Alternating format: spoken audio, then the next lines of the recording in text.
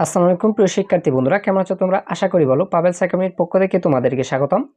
আজকে তোমাদেরকে এই ভিডিওর মাধ্যমে শিক্ষা ও মনুষ্যত্ব গল্পটি লিখেছেন মোতাহার হোসেন চৌধুরী।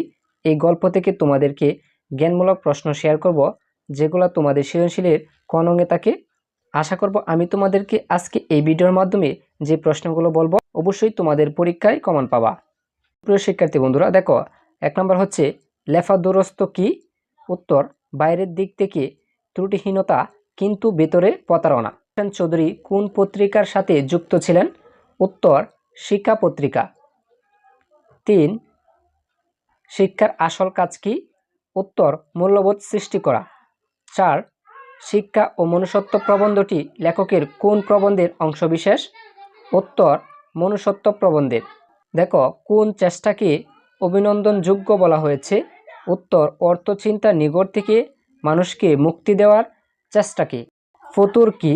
উত্তর, নিঃস্ব বা সর্বস্বাস্থ্য।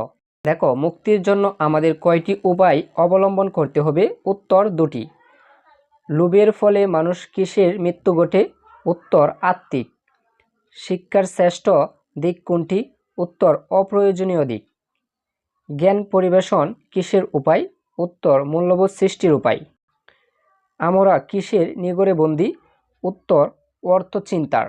সুপ্রিয় শিক্ষার্থীরা, আশা করব এই গল্প থেকে যে প্রশ্নগুলো তোমাদের মাঝে শেয়ার করেছি অবশ্যই তোমরা পরীক্ষায় কমন পাবা।